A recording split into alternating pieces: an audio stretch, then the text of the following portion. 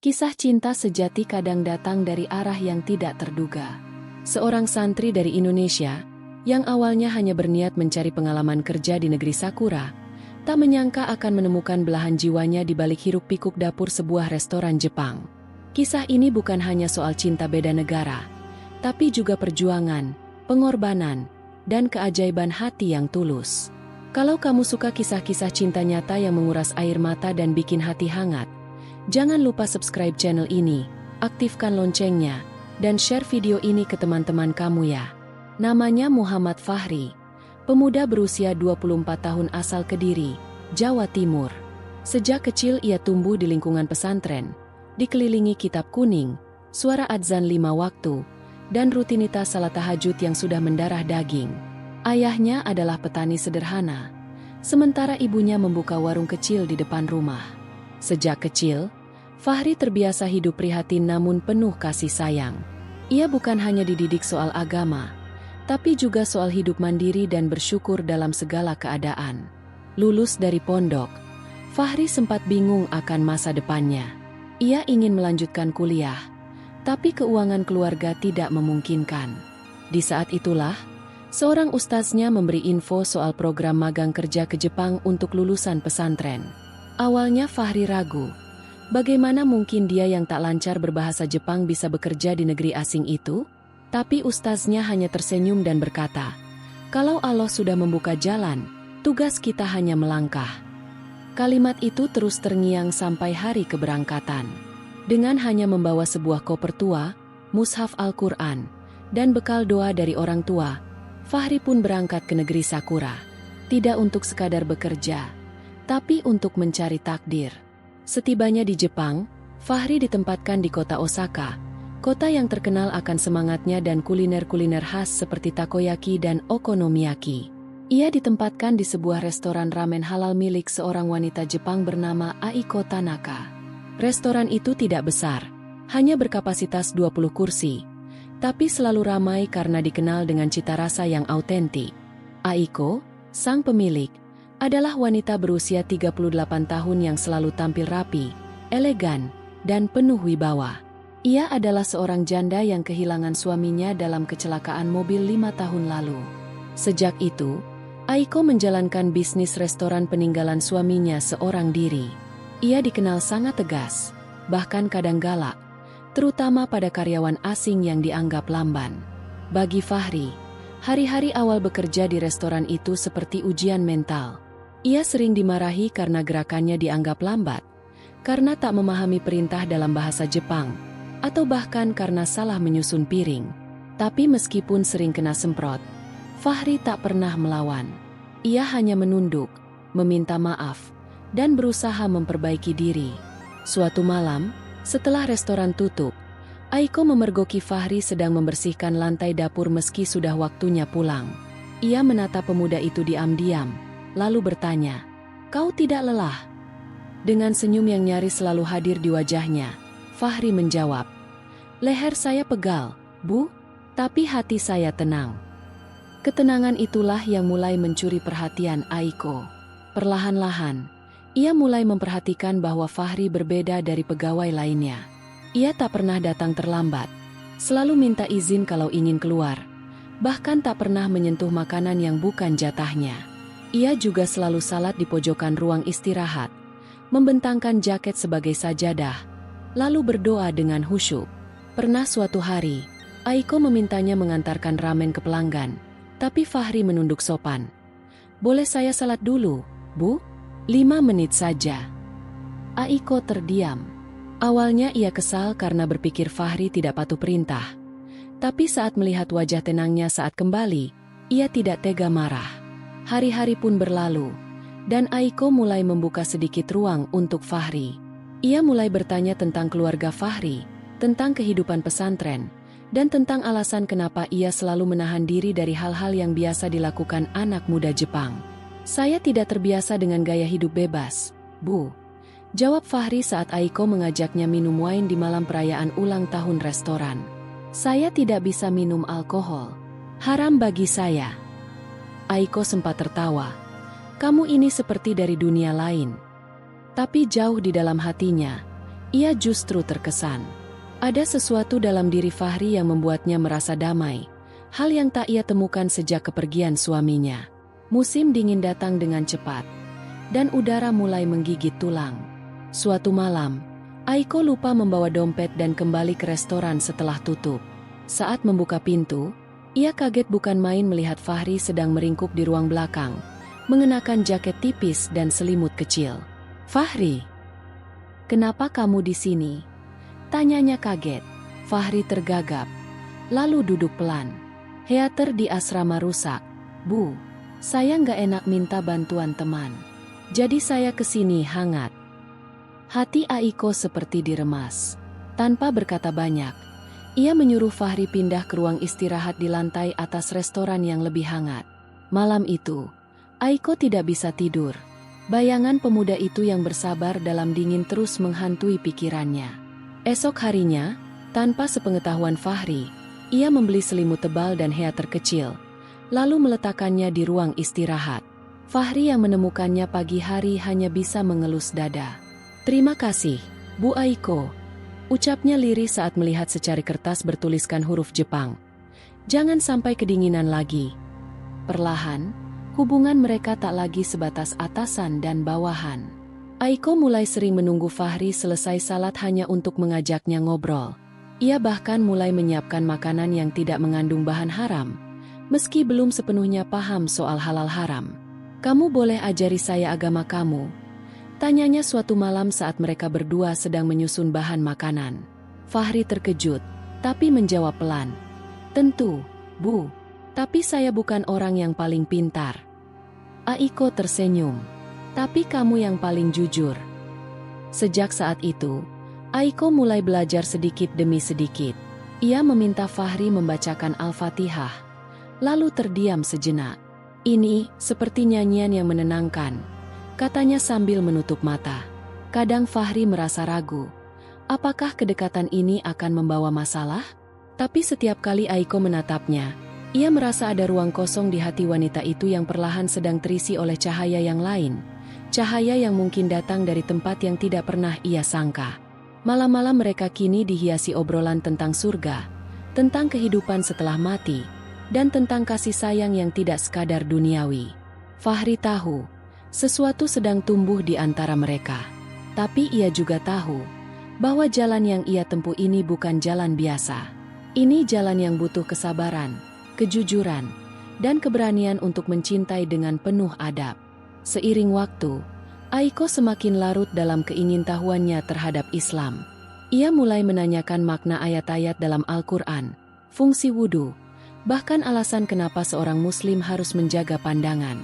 Suatu malam saat restoran sepi dan hanya mereka berdua yang tinggal untuk bersih-bersih, Aiko duduk di kursi pelanggan, memandangi Fahri yang sedang menggulung kabel vakum cleaner. "Kamu tahu," ucapnya pelan, "aku pernah merasa hidupku ini kosong, bahkan sebelum suamiku meninggal. Tapi sejak kamu datang dan mengenalkanku pada cara pandangmu tentang hidup, entah kenapa, aku merasa lebih tenang." Fahri berhenti, menatap Aiko sejenak, lalu menunduk dalam. Ia tak tahu harus berkata apa, karena di hatinya sendiri kini mulai muncul rasa takut. Bukan takut karena cinta, tapi takut jika perasaan itu mengaburkan tujuan awalnya datang ke Jepang. Namun malam itu juga ia mulai menyadari bahwa hidayah bisa datang melalui siapa saja, bahkan lewat seorang santri desa yang hanya tahu adonan mie dan bacaan doa. Suatu malam saat musim salju mencapai puncaknya, Aiko tiba-tiba demam tinggi. Ia tetap datang ke restoran, namun tubuhnya gemetar dan wajahnya pucat. Melihat kondisi itu, Fahri langsung menghampirinya. "Bu, sebaiknya pulang dan istirahat. Biar saya yang urus restoran malam ini." Aiko menggeleng lemah. "Aku tak ingin meninggalkan tempat ini. Aku takut kalau tidak ada aku, semuanya berantakan." Fahri menatapnya dalam-dalam, lalu berkata dengan nada tenang namun tegas, "Ibu selalu kuat, tapi bahkan orang kuat pun butuh istirahat. Biarkan saya yang jaga malam ini. Saya janji, semua akan baik-baik saja." Kalimat itu seperti melepaskan beban yang selama ini dipikul Aiko. Ia pun akhirnya pulang. Malam itu, untuk pertama kalinya, Restoran berjalan tanpa kehadiran sang pemilik. Dan keajaiban kecil terjadi. Pelanggan justru memuji pelayanan dan rasa makanan malam itu. Esok harinya, saat Aiko mendapati pesan dari salah satu pelanggan yang berkata, "Chef barunya malam tadi luar biasa." Ia hanya tersenyum kecil sambil mengusap dadanya. Entah kenapa, ia merasa dilindungi. Beberapa hari kemudian, setelah pulih dari sakitnya, Aiko memutuskan untuk berbicara serius dengan Fahri. Mereka duduk di meja dekat jendela, menikmati secangkir teh jahe hangat. Suasana senyap, hanya suara gemericik hujan di luar. Aiko menatap wajah Fahri, lalu berkata, "Kalau aku ingin belajar lebih dalam tentang Islam, apa kamu bersedia membimbingku?" Fahri menatap matanya, dan menemukan keraguan di sana, sekaligus ketulusan. "Saya akan bantu sebisanya, Bu. Tapi saya bukan ustaz, hanya santri biasa." Aiko mengangguk. "Justru itu, aku tak ingin orang yang berjarak. Aku ingin belajar dari orang yang membuatku percaya." Sejak hari itu, Aiko makin tekun belajar. Ia mulai membaca buku-buku tentang Islam yang dikirim Fahri dari komunitas Masjid Indonesia di Osaka. Ia juga mulai memakai kerudung kecil setiap kali belajar mengaji. "Bukan karena kewajiban," katanya, "tapi karena aku merasa nyaman." Saat Fahri melihat wanita yang dulu galak dan dingin kini duduk sambil mengeja, "Alif, Ba, Ta," hatinya serasa diremas. "Ya Allah," bisiknya dalam hati, "apakah ini jalan MU untuk kami?" Desas-desus mulai menyebar di antara para staf restoran. Kata orang, Bu Aiko sedang jatuh cinta sama Fahri, celetuk salah satu pelayan wanita. Beberapa ada yang mencibir, sebagian lagi diam tak berkomentar. Fahri sendiri merasa gusar. Ia mulai menjaga jarak, tak ingin menimbulkan fitnah atau masalah. Tapi justru sikapnya itu membuat Aiko merasa kehilangan. Suatu malam, Aiko memanggil Fahri setelah restoran tutup. Dengan suara yang sangat pelan, ia berkata, "Kamu menjauh dariku akhir-akhir ini. Kenapa?" Fahri menarik napas panjang. "Saya takut, Bu. Takut kalau semua ini jadi tidak baik. Saya cuma orang kecil, karyawan Ibu. Dan saya takut perasaan ini melenceng dari niat awal." Aiko menunduk. Lama. Lalu dengan suara lirih ia menjawab, "Fahri, aku tidak peduli kamu siapa. Yang aku tahu, sejak kamu datang, hidupku berubah. Kalau perasaan ini dosa, maka ajari aku agar cinta ini jadi halal." Air mata menetes dari mata Aiko. Dan malam itu, Fahri hanya bisa terdiam, karena ia tahu perasaannya pun sudah tak bisa dibohongi lagi. Hari-hari berikutnya berjalan seperti mimpi. Aiko yang kini sering dipanggil Aisyah, oleh Fahri mulai mantap dalam langkahnya menuju Islam. Ia meminta Fahri mengantarnya ke Masjid Komunitas Indonesia di Osaka. Di sana, di hadapan saksi-saksi dan imam, Aiko melafalkan 2 kalimat syahadat dengan suara terbata-bata namun penuh keyakinan. Fahri menggigil saat melihat air mata wanita itu mengalir deras saat mengucap, "Asyhadu alla ilaha illallah, wa asyhadu anna Muhammadan Rasulullah." Sontak para jamaah meneteskan air mata. Salah seorang dari mereka berkata pelan ke Fahri, "Kamu ini bawa keberkahan, Nak." Subhanallah. Aiko, atau kini Aisyah, menyeka air matanya lalu menatap Fahri dengan senyum yang tak pernah ia lihat sebelumnya. "Aku merasa dilahirkan kembali," ucapnya pelan. Fahri membalas dengan bisikan, "Mungkin ini takdir kita, Bu. Mungkin kita tak saling mencari, tapi Allah yang mempertemukan."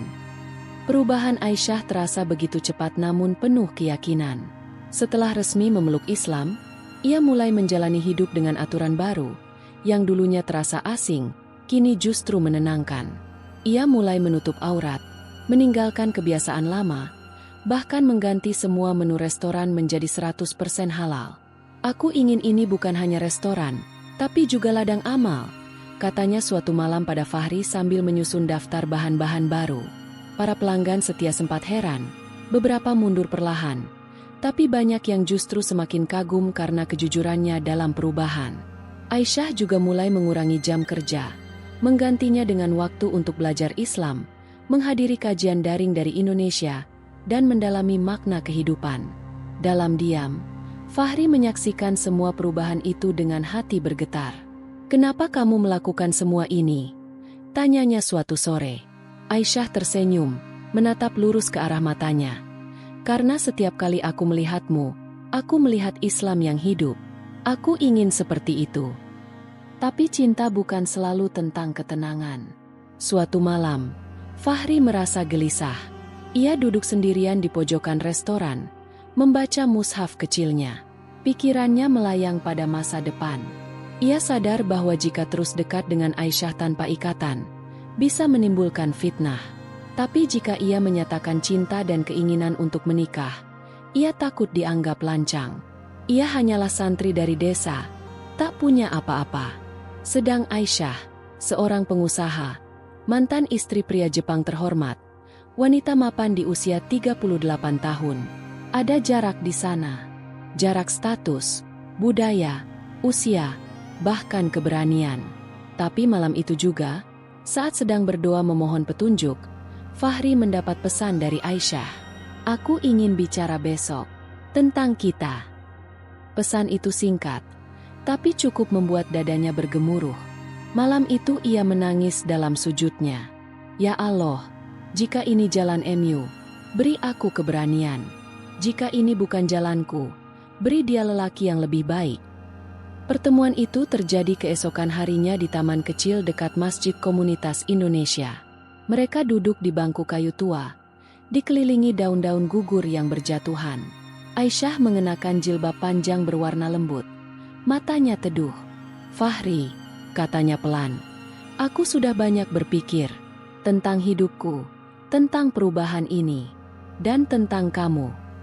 Fahri menunduk. Hatinya berdebar. "Aku tidak tahu apakah kamu punya rasa yang sama, tapi aku ingin memperjelas semuanya. Aku ingin menikah denganmu." Kata-kata itu seperti petir yang membelah langit cerah.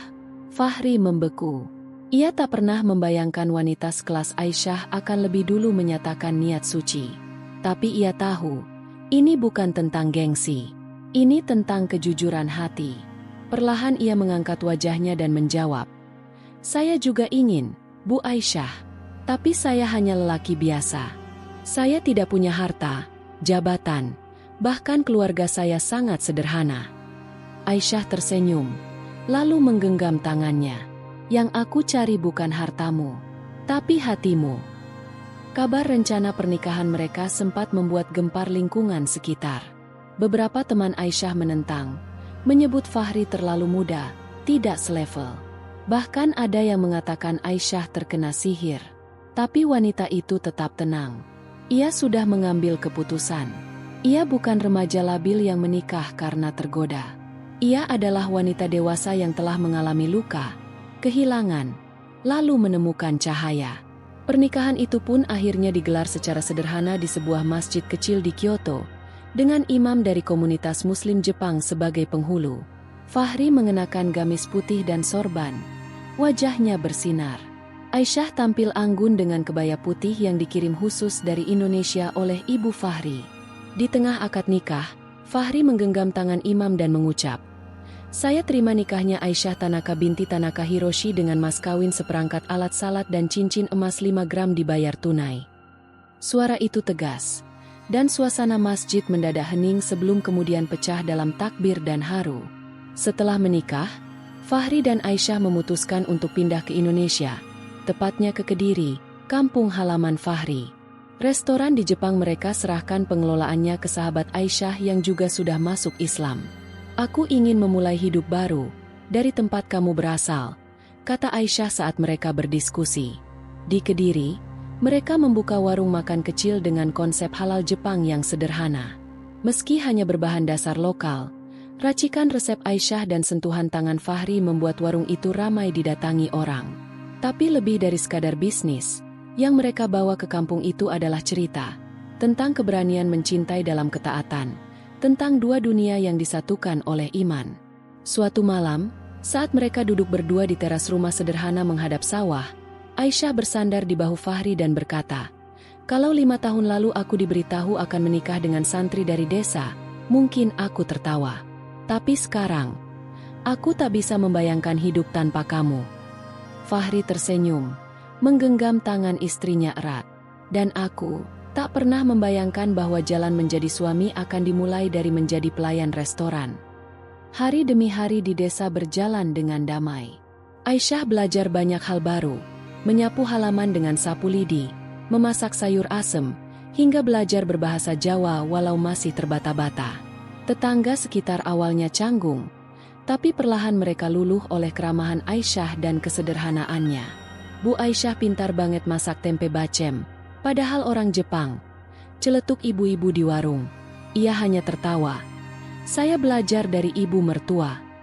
Sementara itu, ibu Fahri yang awalnya ragu kini sudah menganggap Aisyah seperti anak kandung sendiri. Kamu bukan menantu, kamu anakku, ucap sang ibu sambil memeluk Aisyah di dapur. Hubungan mereka justru lebih dekat dari yang pernah Fahri bayangkan. Di matanya, rumah kecil itu adalah surga. Dan istrinya, yang dulunya pemilik restoran mewah di Kyoto, kini tak segan menyiram tanaman, menjemur pakaian, bahkan mengantar pesanan ke tetangga. Ia berubah bukan karena diminta, tapi karena cinta yang tumbuh dalam ketulusan. Namun hidup tak selalu mulus. Suatu hari, Aisyah jatuh sakit. Tubuhnya lemah, dan dokter mengatakan ia mengalami kelelahan fisik dan penyesuaian cuaca tropis yang cukup ekstrim. Fahri sangat khawatir. Kamu tidak perlu memaksakan diri jadi seperti orang sini, sayang, ucapnya sambil menggenggam tangan Aisyah di ruang rawat. Tapi Aisyah menggeleng. Matanya masih bersinar walau tubuhnya lemah. Aku tidak memaksa diri, Fahri. Aku melakukannya karena aku ingin jadi bagian dari duniamu. Ucapan itu membuat Fahri meneteskan air mata.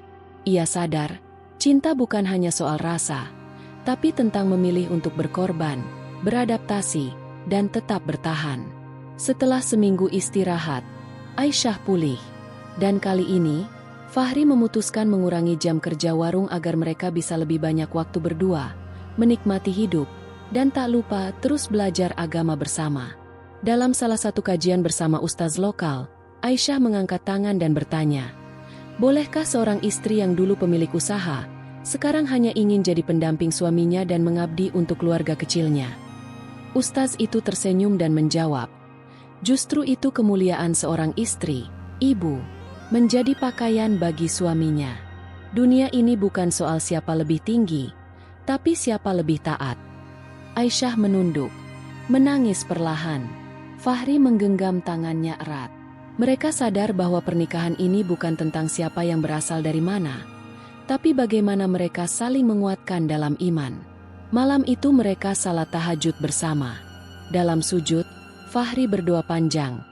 Ya Allah, jangan cabut nikmat ini. Jika Engkau takdirkan kami terus bersama, jadikan cinta kami seperti cinta Khadijah pada Rasul MU, cinta yang menguatkan jalan dakwah. Setahun kemudian, warung mereka berkembang menjadi kedai sederhana bernama Kedai Aisyah. Makanan Jepang halal tetap menjadi menu andalan, tapi kini dibumbui rasa lokal dan cerita cinta yang membekas. Beberapa media lokal mulai meliput kisah mereka. Bahkan salah satu konten kreator datang dari Jakarta untuk membuat vlog spesial. Kisah cinta santri dan janda Jepang pemilik restoran, viral karena penuh ketulusan. Aisyah sempat tertawa saat membaca judul itu. Lucu ya, kisah kita seperti film, katanya. Fahri tersenyum dan membalas. Tapi ini bukan film, ini nyata. Dan film kita belum selesai. Aisyah menatap langit senja dari teras rumah, lalu menatap suaminya. Aku ingin suatu hari nanti, ada anak kecil yang memanggilmu, Ayah. Ucapan itu membuat Fahri memeluknya erat, sambil menahan air mata. Mungkin itu harapan mereka berikutnya. Bukan lagi sekadar hidup bersama, tapi membesarkan cinta dalam wujud keluarga. Hari itu, tepat 2 tahun sejak pertama kali Aisyah memeluk Islam, mereka pergi berziarah ke makam ayah Fahri. Di bawah pohon Kamboja yang gugur kelopaknya, Fahri berdoa sambil memegang tangan istrinya. Ayah, ini istriku. Namanya Aisyah. Dia bukan dari sini, tapi dia membawa cahaya ke hidupku. Aisyah menatap nisan itu lalu berbisik. Terima kasih telah melahirkan anak seperti Fahri. Karena lewat dia, aku mengenal Allah. Dan di saat langit sore berubah jingga, angin berembus pelan, mereka berdua berdiri dalam diam. Cinta mereka bukan lagi kisah romantis belaka, tapi kisah tentang hidayah, keberanian menembus batas budaya, dan perjalanan panjang menuju ridhanya. Mereka tahu jalan ini tak mudah, tapi mereka percaya, selama hati saling berpaut dalam iman, segala perbedaan bisa jadi kekuatan. Dan cinta akan selalu menemukan jalannya.